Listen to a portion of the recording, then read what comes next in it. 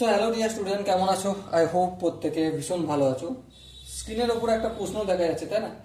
এই প্রশ্নটা আমরা মন দিয়ে পড়বো, বুঝবো, তারপর অঙ্কটা করার চেষ্টা করব।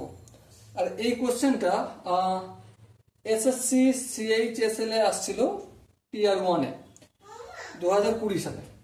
কি বলেছে দেখো, ফাইন্ড এক্স, এক্স এর ভ্যালু নির্ণয় করতে হবে ইফ যদি 30% of 400 plus x% of 70 equal to 25% of 536।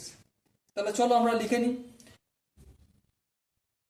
400 এর কত পার্সেন্টেজ? 30%। তাহলে 400 এর 30 আর পার্সেন্টেজ উঠে দিয়ে 100 equal to plus x% of 70 মানে 70 এর x%, এই x/100 ইকুয়াল টু কি বলেছে? 25% অফ 536। তাহলে 536 এর মধ্যে গুণিতক এর 25%। এখানটা আই হোপ প্রত্যেকের বোঝা গেছে। এবার ধ্যান দিয়ে লক্ষ্য করো, একটা দুটো শূন্য, এই একটা দুটো শূন্য কাটলো, তাহলে 3 4 কত হলো? 12, 120 পেলাম।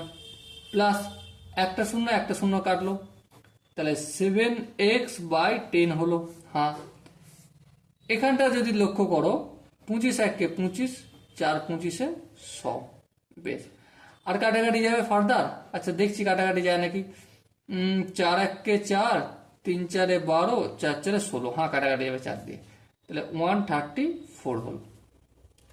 এবার লক্ষ্য করো, এই 120টা যদি সমানের অপোজিট দিকে নিয়ে যায় তাহলে কি হবে? অবশ্যই মাইনাস হবে।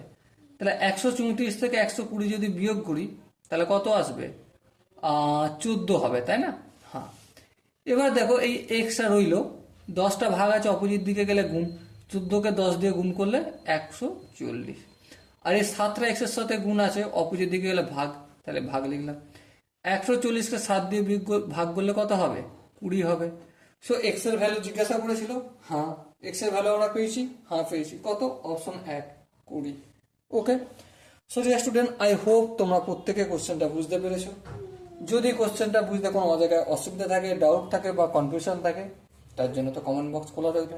ওকে, সো ডিয়ার স্টুডেন্ট, দেখা হচ্ছে পরবর্তী সেশনে। ততক্ষণ পর্যন্ত ভালো থেকো, সুস্থ থেকো এবং জয় হিন্দ।